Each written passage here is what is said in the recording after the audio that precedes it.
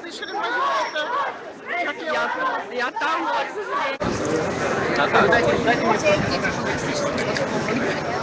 Отлично, привет. Как репетировали? Мир, дружба, желание. Давай, говорите.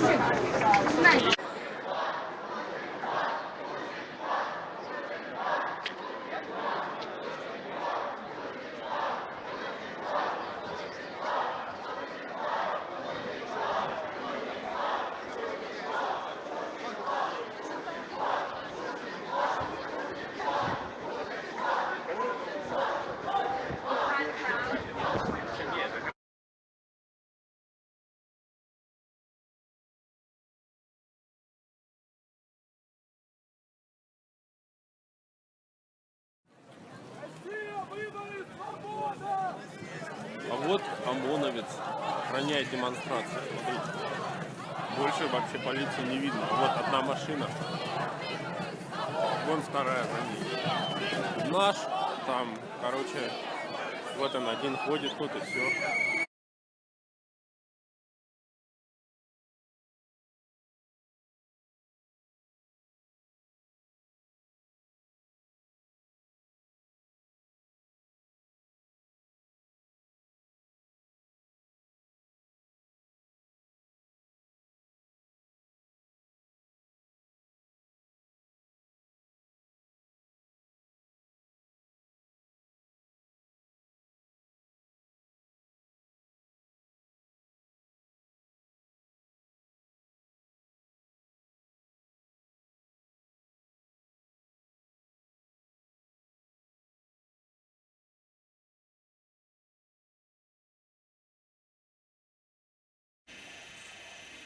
Я сама 13 лет прожила в Америке, и я знаю, как многие говорили, мы уехали, нам все равно, что там делается. Это неправда. Загляните в свои души. Даже тем, кто так говорит, не все равно. Люди в этой стране заслуживают, чтобы жить лучше. И вы можете им помочь. Совсем небольшими усилиями.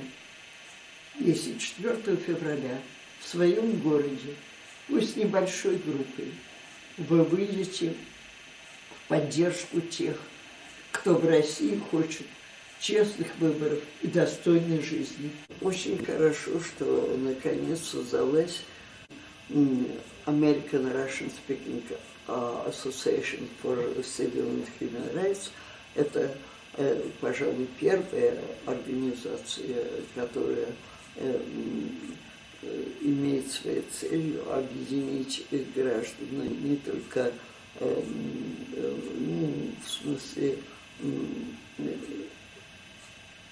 общности культуры, но и общности политических взглядов. Спасибо ее создателям, и я желаю этой организации серьезного роста и реальных успехов.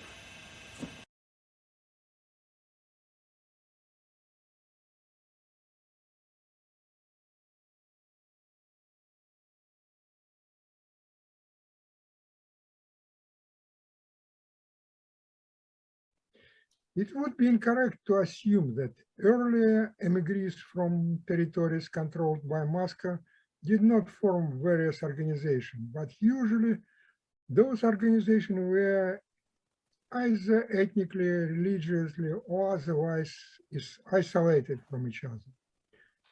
Russian diaspora appeared more fractious than diasporas of other ethnic groups. I am a trilingual ethnic Ukrainian, and I can easily see striking difference between the Russian and Ukrainian diaspora. The Ukrainian diaspora kept through centuries of its existence the common institutions such as Ukrainian Free University, Ukrainian museums, Shevchenko Scientific Society, Congress of Free Ukrainians, Ukrainian Orthodox Church, Ukrainian Catholic Church, several Protestant churches, and number of publications passing from one generation to another. Unfortunately, nothing similar could be seen in the Russian diaspora. However, we would not criticize or praise anybody, but just look at what we collectively could achieve. И Natalia Pelevina from Moscow, the playwright and human rights activist. One is organizers meetings for fair election in New York, and campaign in support of the law of Magnitsky.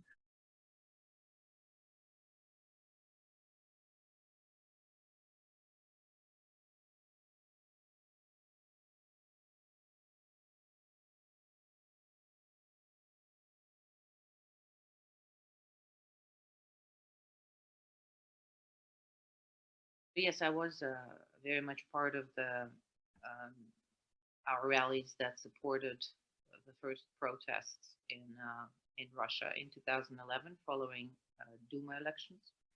And very shortly after that, I decided to move back to Russia to pursue this political opportunity that we had at that time. And I've been in Russia ever since.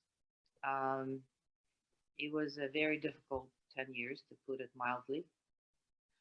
The hopes that we had back then 10 years ago evaporated.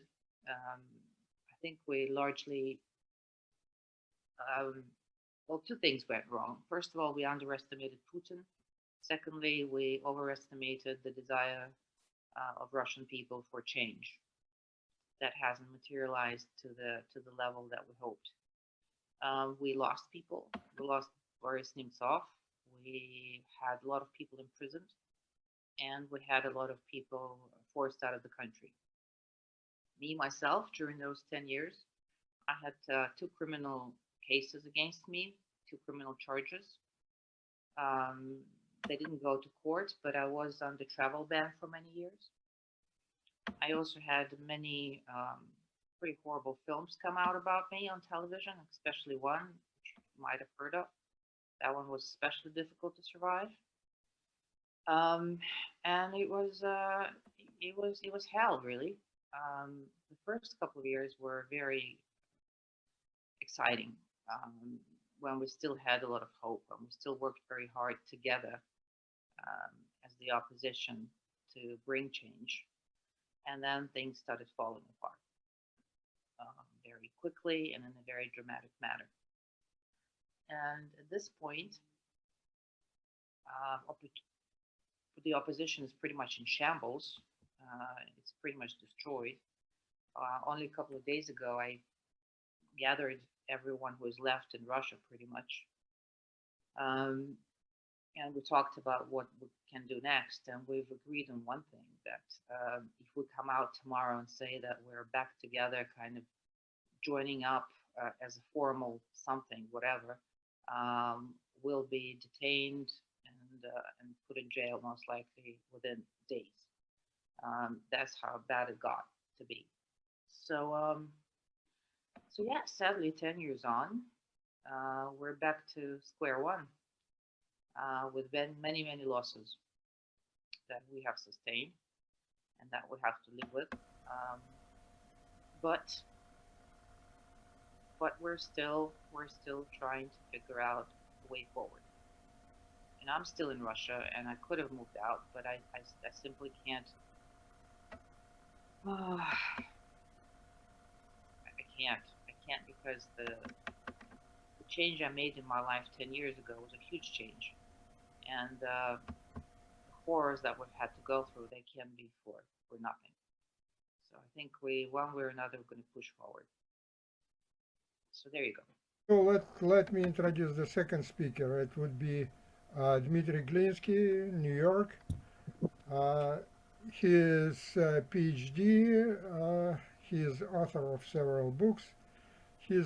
One is Organizers of Action, it's 2012. He's member of board of the Democratic Russia in early 90s.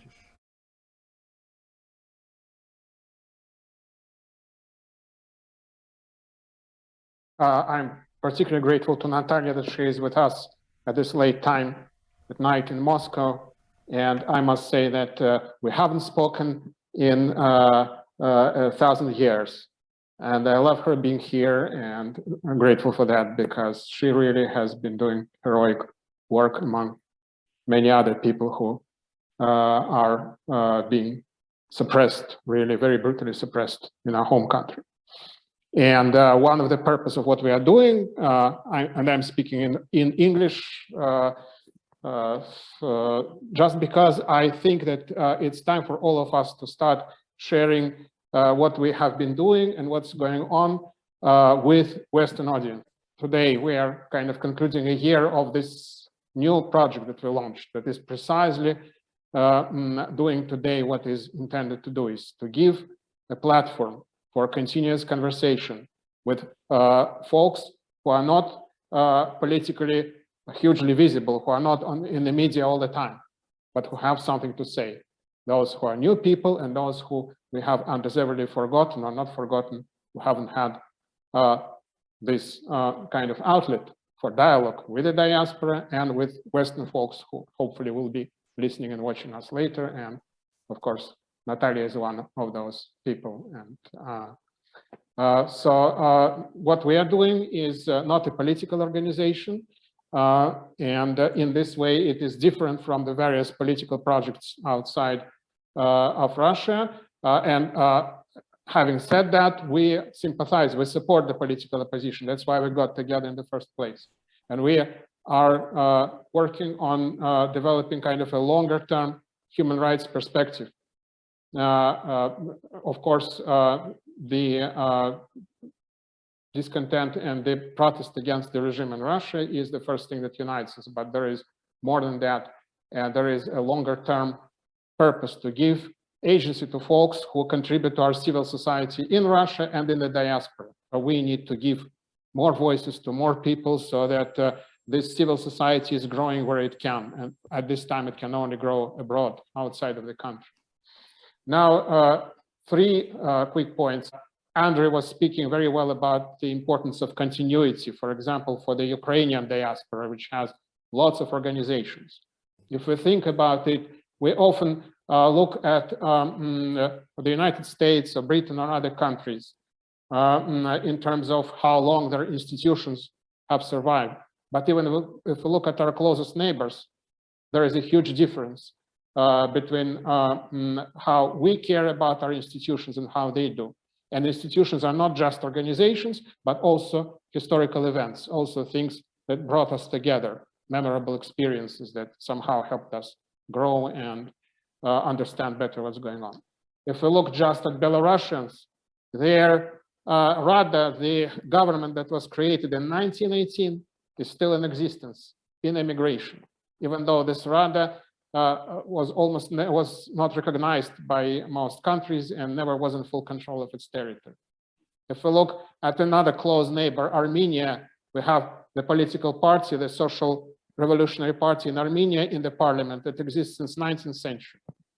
We have nothing left out of the provisional government, out of the first wave of immigration. We have nothing left of the political parties that shaped Russia in the early 20th century.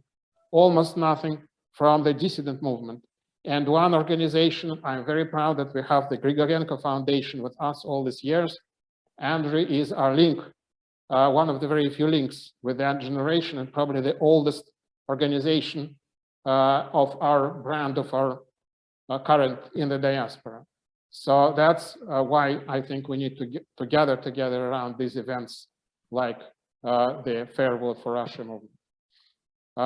That's one. Number two, it was part of a wider international chain of events, which is the fight between autocracies and democracies as now much better understood by Western establishment. It was not understood back then, but if we look at the context, what was happening in Russia and in the diaspora was not in the void. The fair vote movement came a few months after the Arab Spring began in the Middle East, which in some places succeeded a little better than in Russia. For example, in Tunisia, they created a democratic government for a decade. In Syria, the Arab Spring was suppressed by the Kremlin intervention a couple of years after the movement for change, for transformation in Russia was also suppressed on the Bolotnaya Square. And there was a movement for anti-corruption, anti-oligarchical change in the West, part of which the most visible was the Occupy Wall Street movement, out of which various other things came. I won't dwell on them, but today we have a major program of reforms being implemented in the United States by the Biden administration that in some ways reflects the protest spirit of those times. And not coincidentally, now the Western governments understand much better what is the dynamic in the clash between authoritarian forces and democracies. And we can remind, and we should be reminding, that the movement, that the struggle in Russia, of which the fair vote for Russia was an important part, is part of that story. And we are trying to continue this conversation. And finally, I think the last and the third thing that comes directly out of the second is that this movement was international. We had folks from all former Soviet countries that I know, from many of them, especially a lot of Ukrainians, coming with us to these rallies. And after that, we built relations with them here in the diaspora. We had massive rallies against the invasion of Ukraine 3 years later. And I think that we need to keep building on this international aspect and expanding it.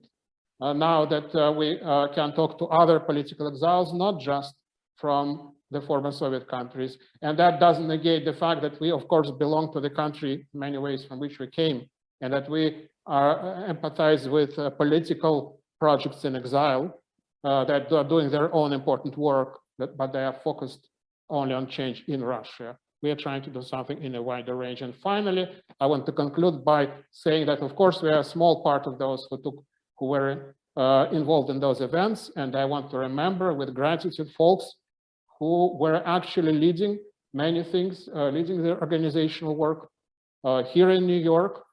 For some reasons, they are no longer part of this, but in a significant historical way they are. I want to remember Ksenia Grupstein, who was one of the organizers with Natalia, and of course, Pavel Khodorkovsky, with whom we did some things together in Germany, Alex Fermont. I could name other names.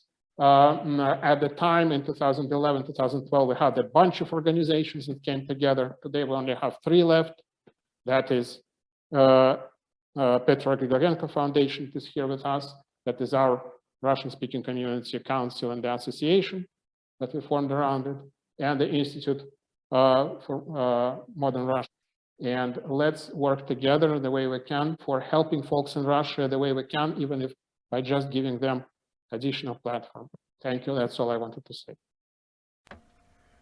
Okay, thank you, Dmitry. And now I would like to give podium to Piotr Kuzmin from Melbourne, who is one of the organizers of Svoboda Alliance. Я приготовил свою презентацию на русском языке. Я хотел, о чем я хочу сегодня поговорить. Я хочу описать возникновение протестного движения в Австралии 10 лет назад, дать небольшую хронологию основных событий того времени, поговорить о возобновлении этого протестного движения в этом году, осмыслить опыт 2012 года и как этот опыт 2012 года помог нам в формировании более устойчивого движения в 2021 году. И описать наши достижения в этом году, а также поделиться планами на будущее.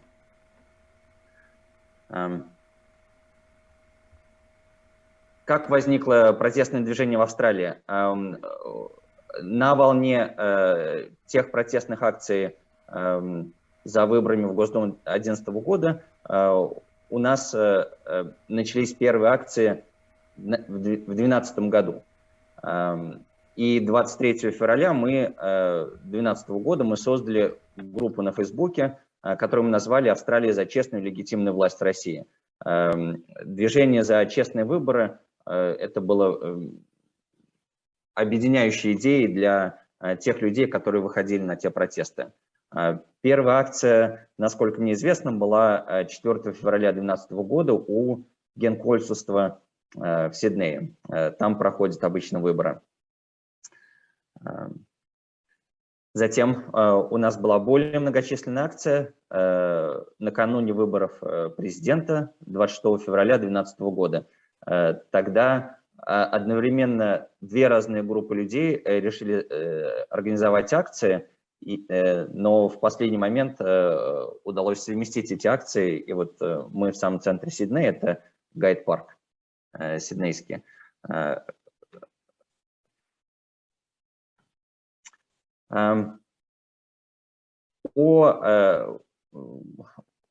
Естественно, что само движение одними уличными акциями жить не может, и поэтому мы очень быстро создали такое небольшое сообщество.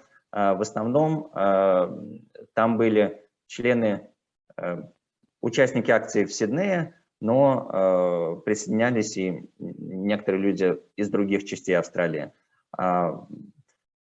Было относительно малое количество людей, всего лишь 34, и тогда только 3 человека относительно активно вели какую-то деятельность. Альберт Абузаров, один из, он присоединился к нам сегодня, он был очень активным участником того сообщества.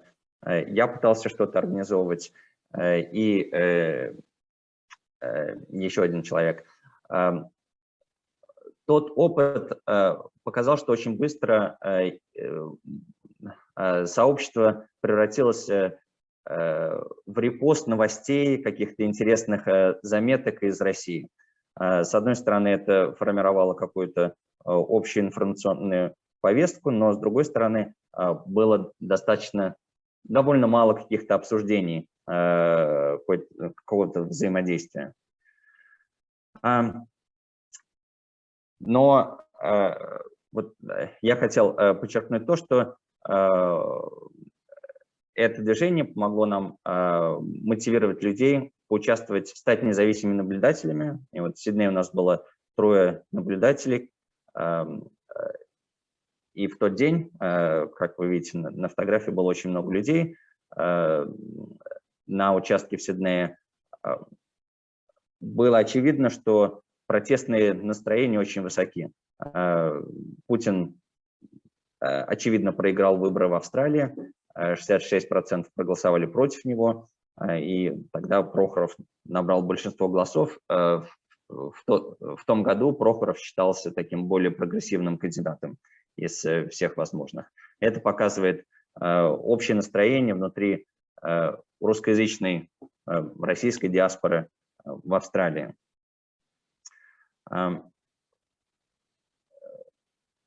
Мы в том году у нас была еще одна акция, 6 мая 2012 года, акция солидарности с маршем миллионов. Это вот та акция в день инаугурации Путина, когда на Болотной площади, после которой были организованы уголовные дела для некоторых ее участников. Вот, как вы видите, число участников у нас уменьшилось. Этот запал, который был ранее в году, так же, как в России, начал постепенно затухать, но тогда все равно у нас оставались люди, которые были достаточно активно вовлечены в повестку. После этого какие у нас такие знаменательные события были в Австралии? Была петиция парламента Австралии о принятии списка Магнитского. К сожалению, она не была принята, но с нашей стороны была такая очень важная инициатива. В следующем году мы осуществляли оповещение австралийских СМИ о суде над Навальным, пытались привлекать внимание, и тогда появлялись репортажи на местном мейнстримном телевидении и в газетах о ситуации в России. Тогда же мы создали, была моя инициатива, я создал сайт вокруг для освещения деятельности Навального и его противостояния путинскому режиму. Этот сайт просуществовал около года. В 2014 году повестка, аннексия Крыма, естественно, сильно повлияла на повестку. Проходили акции совместные с украинской диаспорой, которая гораздо более организована у нас в Австралии.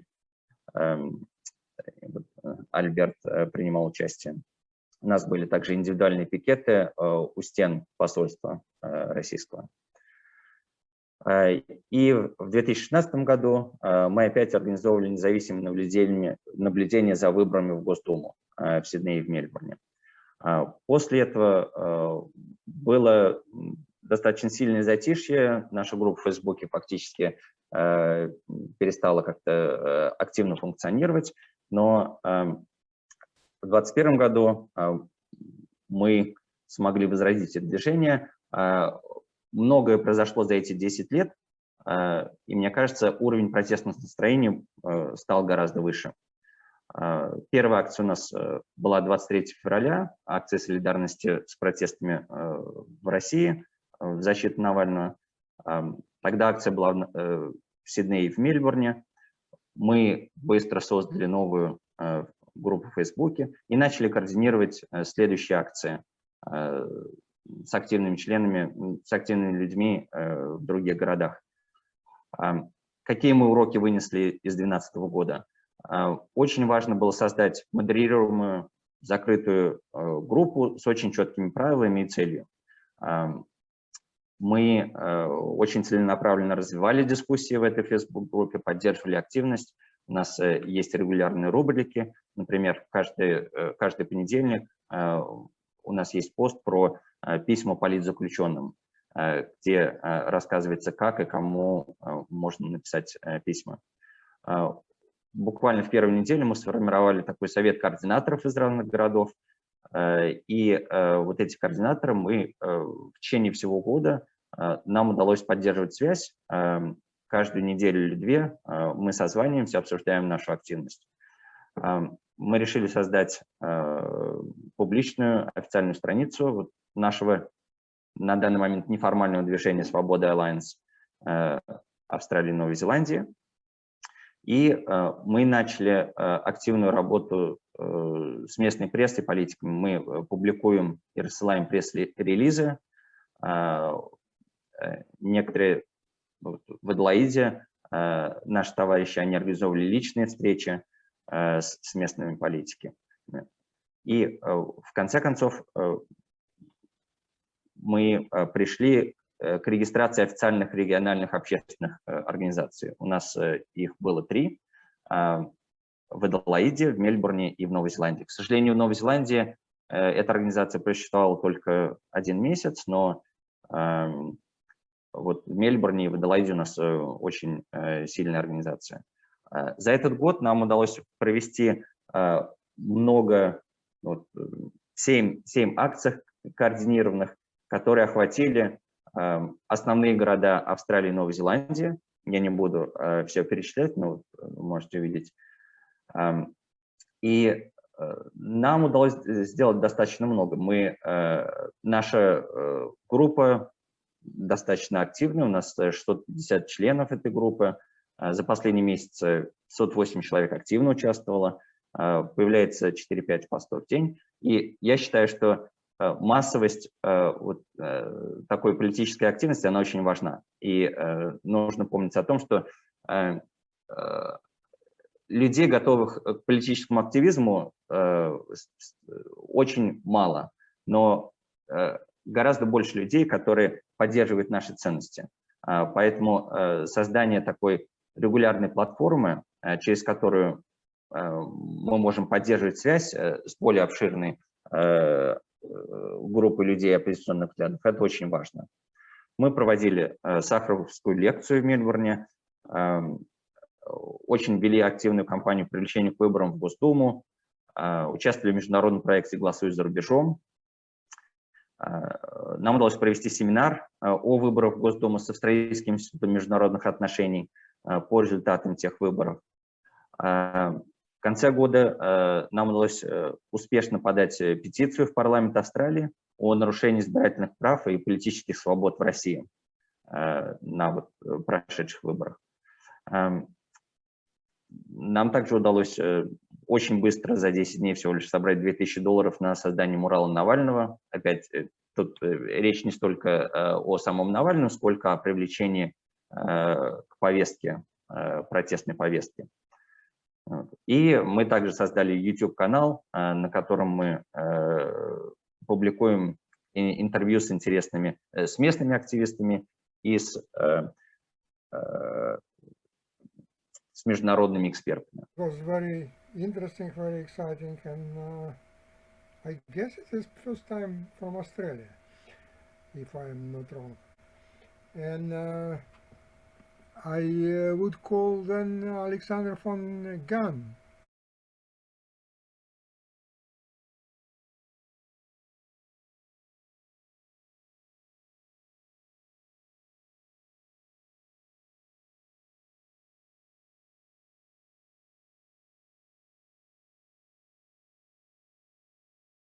The protest movement started in Berlin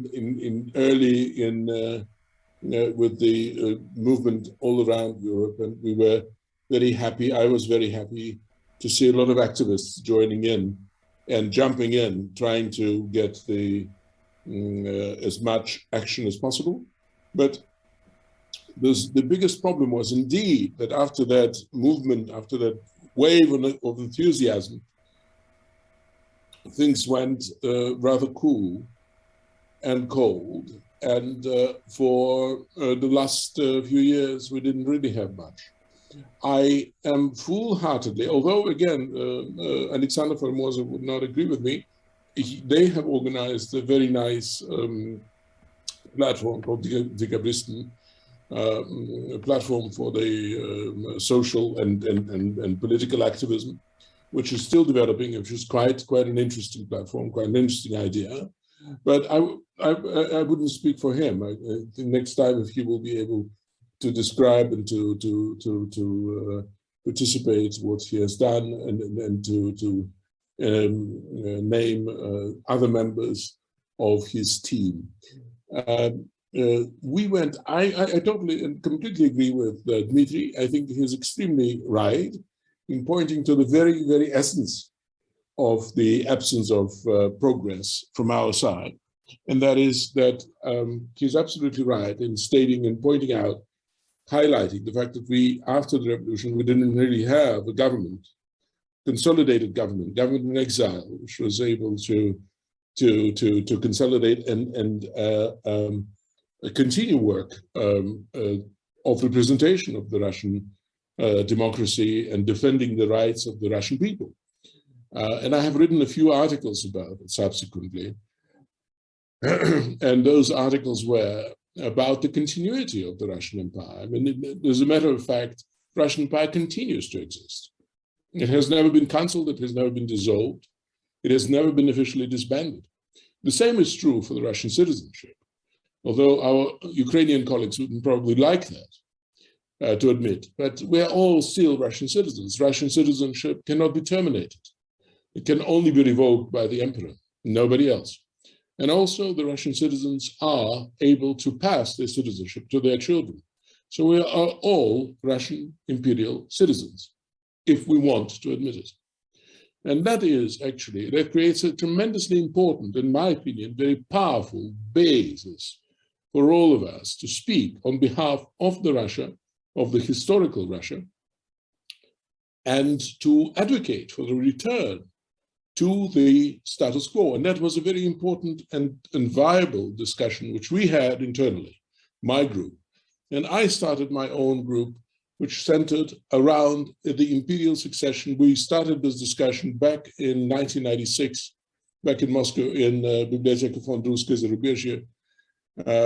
And there was a small group formed with Judge Ametistov, with historian Zubov, with law expert Chernichenko, international law expert, and so on. Some other members were also present.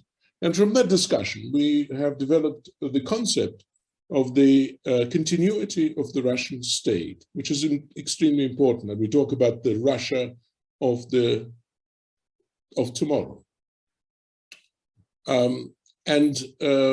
So this very important question of who is, in fact, legally claiming or is able to claim the succession, and who can, in fact, de jure speak on behalf and from behalf of the Russian citizens living abroad, living in Russia, who can represent the Russian empire with all its complexity and all its intricacy and so on and so forth. Because we talk not only about legal issues, we're not talking about formalities. We also talk about tremendously valuable and viable pool of interests of, for example, former owners of property. We all the time talk in the West, we talk, the opposition groups talk about the restitution, but who is going to represent people, their interests, their claims, who is going to substantialize their claims, who is going to represent people who have lost everything. And in this specific instance, I do not only mean those who had anything, those who possessed property, but also ordinary citizens. And there were a tremendous amount of people who lost almost everything or everything at all. Peasants, for example, lost their right to hold land parcels and so on and so forth. Workers had lost their pensions and everything, not to mention bourgeoisie or nobility. So at the end of the day, we formed a small group of the Russian imperial, so to speak, activists. And that group managed to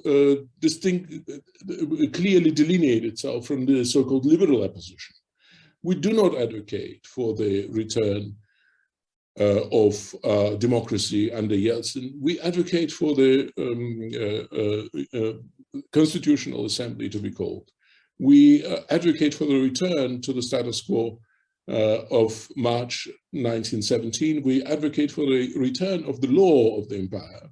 And we advocate essentially the repeat of the process which has taken place in Eastern European countries, such as Poland, such as Czech Republic, and specifically such as Estonia and Latvia, where after the restoration of the republics, and the republics were restored, as we know, in 1991, the constitutional assemblies were recalled, constitutional committees were formed, and the basic forms and the basic laws of the First Republic, so-called First Republic, which existed between 1919 and 1939, was reformed, and the comprehensive constitutional reform was tabled.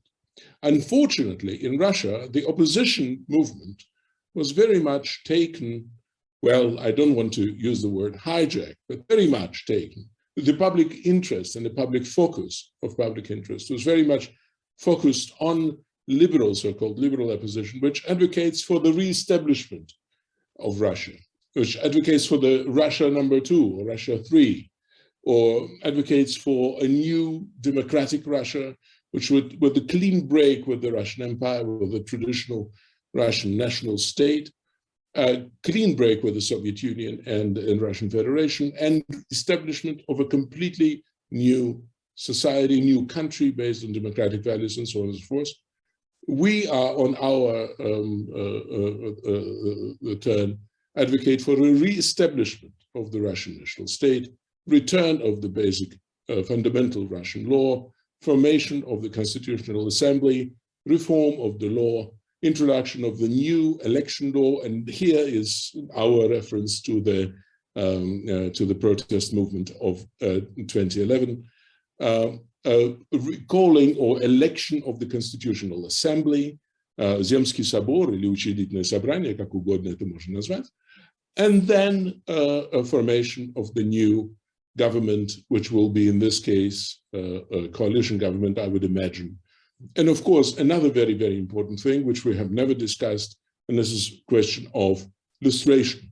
We shall not be able, we should do everything in our power to prevent the former communists and the KGB stooges and KGB agents and KGB operatives open or in disguise to take any public roles in any public position.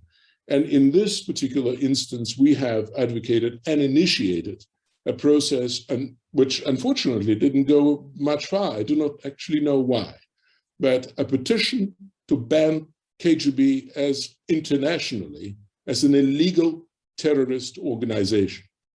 And I have spoken with, and that is another, there are a few things which I do not really understand, but this is where Russian diaspora should be working together. This is where the Russian diaspora should be coming together. We are all witnesses of the terrorist organization called KGB. We are all victims of the KGB terror.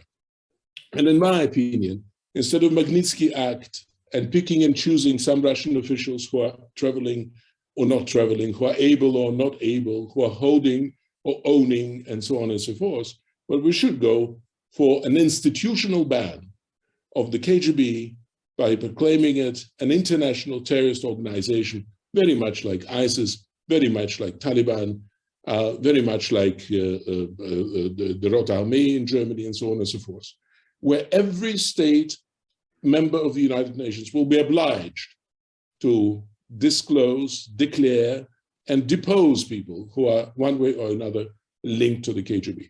So, by other words, I have to say, in a conclusion, that we have failed, unfortunately, and that is a very important step which we need to take to form a broad coalition of the protest movement organizations, parties, groups.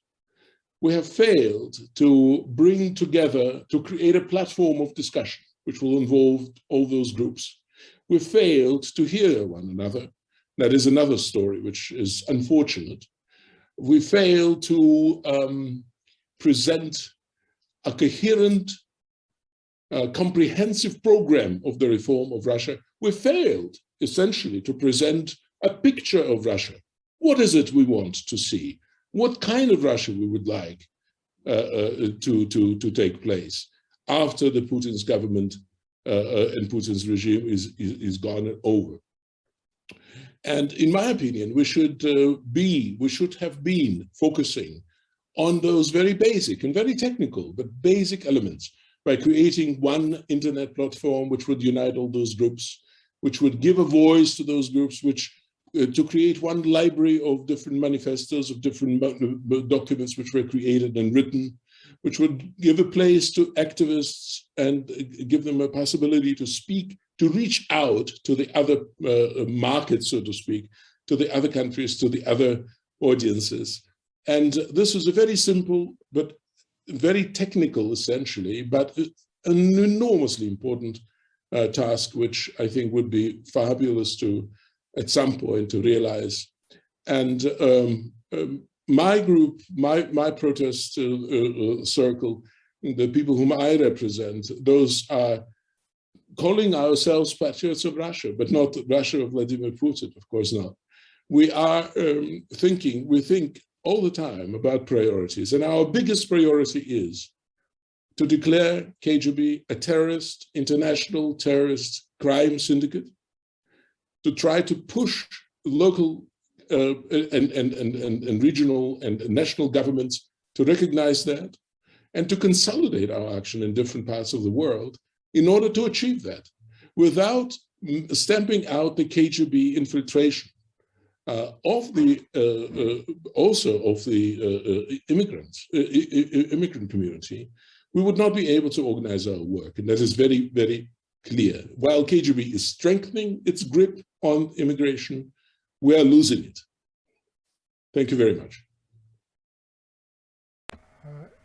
Thank you very much for your presentation. It was very interesting and interesting point of view. Even I believe there is some kind of questionable statement about returning to March of 1917.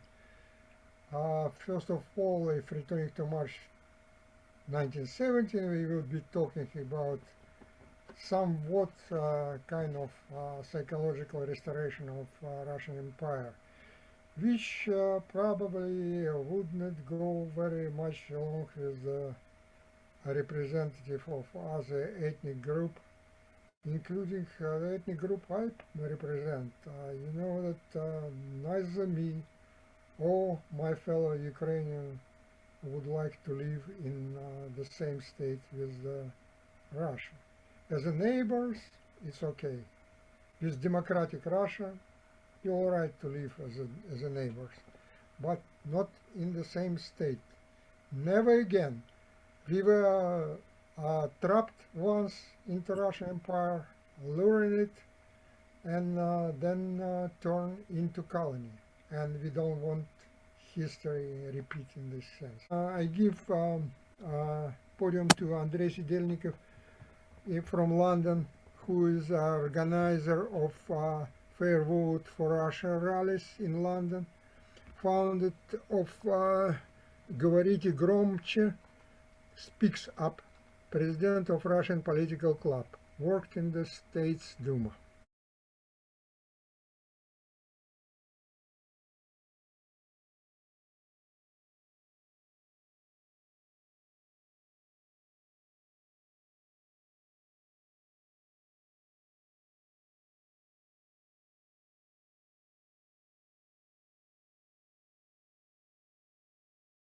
I do apologize that I'm late. I had some meetings, thank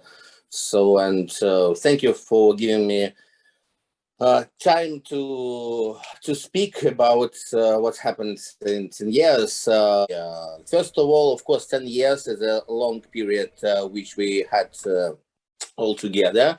For the 10 years, the end of 10 years, so I could say that we have a lot of problems. You know everything in your countries about Russian society, about Russians who are living abroad. I think that we lost not everything, but we lost most of the things during these 10 years. We tried 10 years ago, we tried to organize. I see that Natalia Pelevina is online here too, and we started in 2010, as I remember, the 31st of August, together. She started in New York, we started in London, and after this, a lot of other countries and Russians who are living in their country, in that countries, join our rally, and we did a lot of good and best rallies, and we were heard by Russian government. But at the end of 10 years, I could say that our voice is not loud. We have all problems with Russians in our own countries, and you know how difficult these days to organize anything, because people don't trust that rallies could help to change the Russia. This is the main problem, because we didn't have opportunity to change anything. If we are talking about next time after this 10 years, I think that we need to organize something world rally about what's happening in Russia, about criminal Putin's regime. But I know that it's difficult to all of us. We have different ways of thinking. We have different methods about what we could do in our countries. So the best thing of this evening, I think that we will try. We must try to organize something in the world because everyone who is here organizing in their countries, and now it's better to organize, as I said, something around the world. If Dmitry could say anything, Dmitry Glinsky, I think. So let's is it possible to do something like this or not? Because I tried during these 10 years organized in Europe different rallies, different movements. So someone was very good, someone not. We have different opinion about Navalny. We saw in the beginning of this year that a lot of new people join some rallies about supporting Navalny. But as I see in London, those people who organized in January several meetings in front of Russian embassy, now they all have disappeared. So I thought that it could be like this, but nowadays it's really difficult to organize something. I wanted to add a couple of words which is did not sounded before, that that word of kind of cold water, I would say, that for 10 years that all of us were trying in their own way whatever they could, and follow their own ideas and their own convictions and so on and so forth. Personally, for me, it is not political at all. My topic is only human rights, and human rights regardless of borders, and it doesn't matter. It's human rights, in my opinion, should be respected anywhere.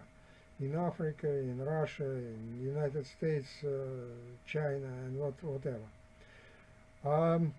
But if you look at our world right now, the world it's not in the best way as most of us probably want to see.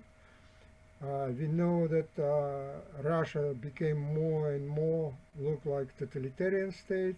It's already authoritarian, but it's getting into totalitarian situation. It's giving draconian prison sentences to the people, and due to certain things beyond our control or anybody control, that free travel in the world is also curtailed. We just today, just this morning, we heard, and probably everybody else heard, that in Belarus, that Tikhanovsky was given a sentence of 18 years in prison. And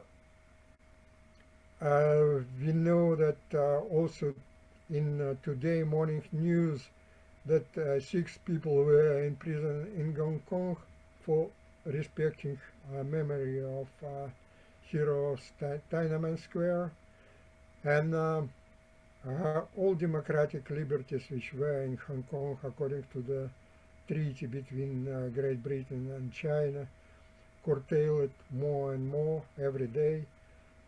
We also see that China military muscle, its military, and threatening Taiwan independence, and threatening their other neighbors in the area, including Australia, present today. That situation is not very bright, I would say. But at the other hand, somewhere in the mid-70s probably, or probably even earlier, I don't remember exactly when, time is passing by very fast. In our dissident circles, well, I don't like that name, but nevertheless, I don't have any better, but human rights activist, I would say, back in the Soviet Union, we used to say, we used to drink for success of our hopeless case. Okay, let me probably say a few words while everybody else will think what they would like to say. I want to respond to those who spoke in English, and to those who spoke in Russian, I will respond in Russian. So I want to start with Alexander, because that was important to hear, because there are a few things that Alexander said that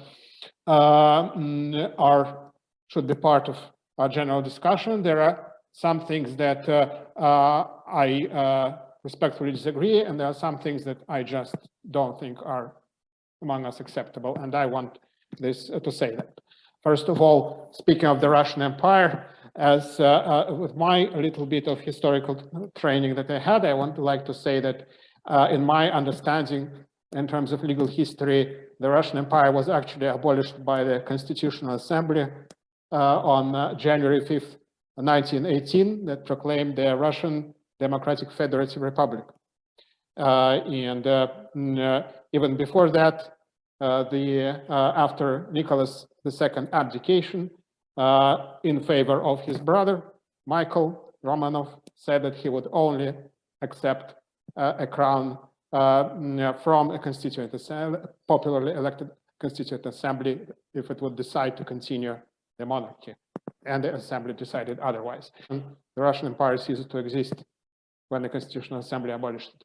However, having said that, there are a number of things that were said by Alexander that I think is very important more broadly, and that is that the Constituent Assembly, as a goal of the efforts to change Russia, has been a part of the agenda of the movement to which I identify myself since my teens, since 1980s.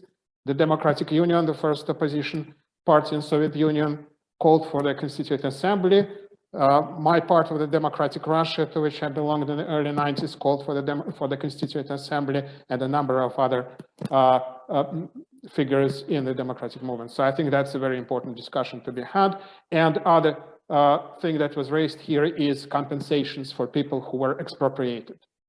Hugely important. In fact, I would like to refer you to the roundtable that we had on October 31st, on the day after the Day of Political Prisoners. We had extensive discussion of the reparations or compensations for people who suffered from the Soviet regime, and that is a conversation that needs to be continued.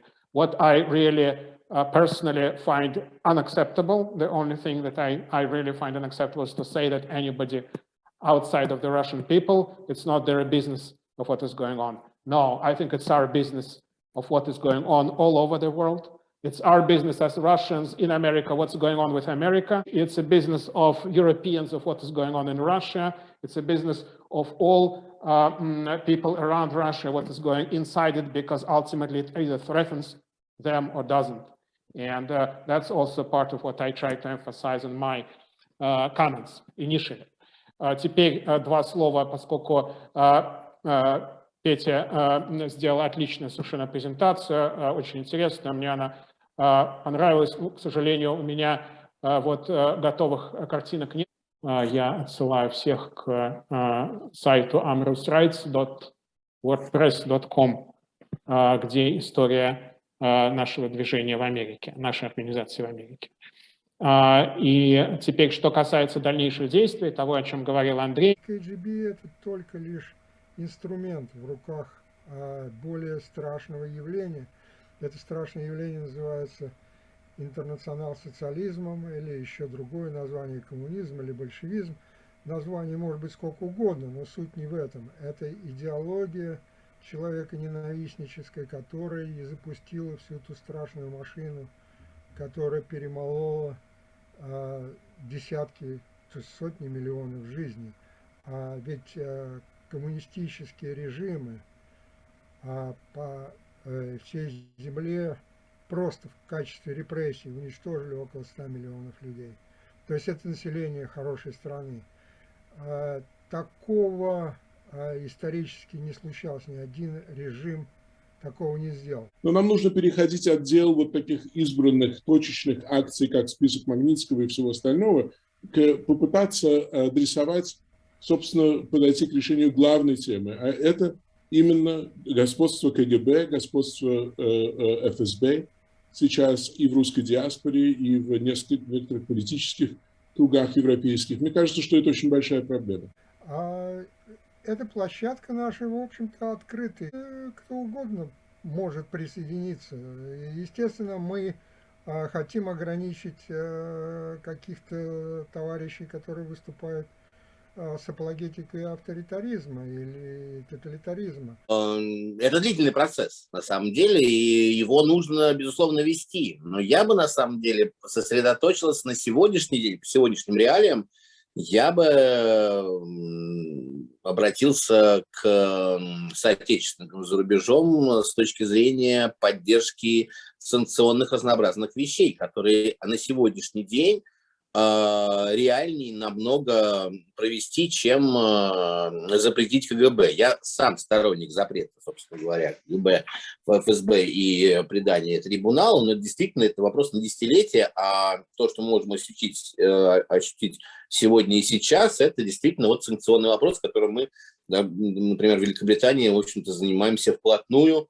Плохо выходит, очень тоже тяжело. Естественно, все вы прекрасно знаете по своим странам, общаясь с депутатами, с представителями властей. Я согласен с Андреем, что вот надо работать по тому направлению, которое он предложил. Во-первых, это то, чем 10 лет подряд, не исключая другие вещи. Во-первых, это то, чем 10 лет подряд занимались люди, вышедшие из этого движения за честные выборы в России, из которого оно в том числе и начиналось, с закона Магнитского. И, во-вторых, это способ привлечь в наш круг людей, которые были в этом движении и ушли из него по личным или не только личным причинам за эти годы. Кстати, а кто взялся бы на себя в рамках нашей дальнейшей работы выходить на свои прежние контакты, на людей, которые организовывали акции в других городах и странах в 2011-2012 годах и вовлекать их в диалог с нами, да, не обязательно в какую-то организацию, а в те диалоговые структуры, которые мы создаем. Это у нас будет опубликовано на сайте, и люди смогут смотреть, добавлять комментарии и позже. Так что сейчас уже в Европе поздний час, да и у нас обеденное время приближается тоже. Так что, наверное, на всем еще раз благодарю всех с праздниками, которые вы празднуете или не празднуете, но все равно праздники есть праздники для всех. Так что и всего наилучшего всем, и самое главное здоровья и избежания коронавируса. Всего доброго. Gas ist nicht alles. Demokratie ist wertvoller als Gas. Demokratie ist wertvoller als Gas. Это пингвинчик.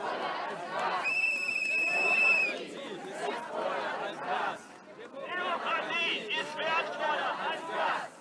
Наши права дороже газа. Наши права дороже газа. Свободу политзаключенным! Свободу политзаключенным!